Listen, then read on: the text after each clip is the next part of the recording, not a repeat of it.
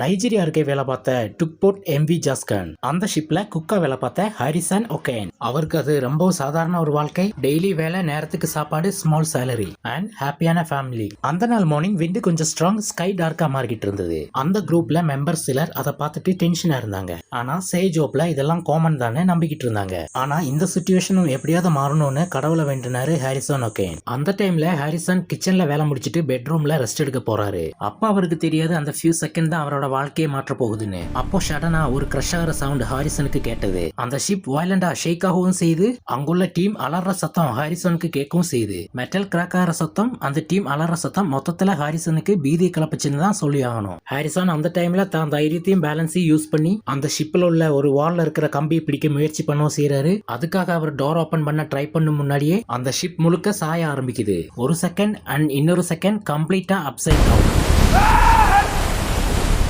Water ஃபோர்ஸா உள்ள போகுது, lights எல்லாம் ஆஃப் ஆகுது, டார்க்னஸ் கிரியேட் ஆகுது. அவர் ஸ்விம் பண்ணி எஸ்கேப் ஆக முயற்சி பண்றாரு. ஆனா எல்லாம் சீலிங் ஃப்ளோரா மாறிடுச்சு. ஃப்ளோர் சீலிங்கா மாறிடுச்சு. Orientation totally gone. அந்த ஜில்லுன கடல் தண்ணி அவர் பாடியை ஹம் பண்ணுது. அவரு பிளைண்ட்லி கையை நீட்டி ஒரு ரூமுக்குள்ள போறாரு. அவரோட லக்குக்கு அங்க ஒரு ஸ்மால் ஏர் பாக்கெட் இருந்தது. அதுதான் அவரோட உலகமே. இருட்டுனால இருட்டு, கண்ணை மூடுனா எப்படி இருக்குமோ அந்த மாதிரி தான் எல்லா இடமும் அங்க இருந்தது. மெல்ல மெல்ல அந்த ஏர் பாக்கெட்டை ரீச் பண்ணி அங்க போய் நிக்கவும் செய்யறாரு. சடனா ஏற்பட்ட அவருக்கு அந்த ஷாக்னாலேயே இது இப்ப ரியலா நடக்கிறதாங்கிற ஒரு சந்தேகம் அவருக்கு மைண்ட்ல வருது. அவரோட போன் எடுத்து ட்ரை பண்றாரு. கம்ப்ளீட்டா சிக்னல் இல்ல. 12 மணி நேரம் ஆகுது. அவருக்கு பிரீத்திங் ஹெவியாகவும் செய்யுது.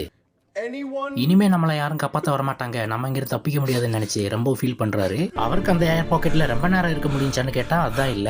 ஏன்னா டைம் போக போக அந்த தண்ணிக்குள்ள இருக்காரு இல்லையா இவரு. சோ அதனாலே இவருக்கு கை காலெல்லாம் ரொம்ப டேமேஜ் ஆகவும் செய்யுது. அந்த ஷிப்புமே அந்த தண்ணிக்குள்ள இருந்து ரொட்டேட் ஆகுறதுனாலே இவர் இருக்கிற அந்த ஏர் பாக்கெட்ல தண்ணி ஃபாஸ்டா வந்து நிரம்பவும் செய்யுமா. சோ இதனாலே இவரு ரொம்ப பேனிக்காகவும் செய்யறாரு. ஒரு பக்கம் டைம் டிக்கிங் ஆகுது. 24 மணி நேரம் ஆகுது. அவருக்கு சன்செட் தெரியாது. டைம் சென்ஸ் பண்ணி சொல்லவும் முடியாது. அவர் அந்த டார்க்னஸ்ல தனத்தானே பேச ஆரம்பிக்கிறாரு. இடையில தனக்கு தானே ஆறுதல் சொல்லிக்கிறாரு. பேனிக் ஆக கூடாது, இங்க இருந்து எப்படியாவது தப்பிக்கணும்னு ப்ரே பண்ணவும் செய்யறாரு. அந்த டைம்ல தான் ஃபேமிலியோட ஞாபகம் அவருக்கு வந்துருது. 36 மணி நேரம் ஆகுது. அங்க உள்ள வாட்டர் லெவலும் இன்னும் அதிகரிக்கவும் செய்யுது. அந்த ஏர் பாக்கெட் சின்னதாகவும் ஆகுது. ஆக்சிஜன் லெவல் குறையவும் செய்யுது. அப்படி இருக்கிற சிச்சுவேஷன்ல அங்குள்ள வால்ல அவர் மெல்ல சாஞ்சி பிரீத் பண்ண ட்ரை பண்ணவும் செய்யறாரு. அந்த போட்டுமே கம்ப்ளீட்டா முழுக போகுது. தண்ணி பயங்கர ஃபோர்ஸ் ஆகி உள்ள வரவும் செய்து. அந்த வேகத்திலே இவரை ரொட்டேட் பண்ணவும் செய்யுது. மறுபடியுமே இவரோட அதிர்ஷ்டத்துக்கு இன்னொரு ஏர் பாக்கெட்டும் கிடைக்குது.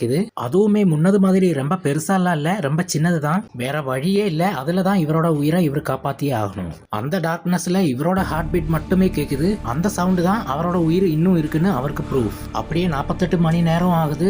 அவரோட பாடியுமே ஒரு லிமிட் கண்ட்ரோலுக்கும் வருது. அவருக்குமே ஹலூசினேஷன் மெல்ல ஸ்டார்ட் ஆகுது. லைட் மாதிரி தோணுது, வாய்ஸ் மாதிரி கேட்க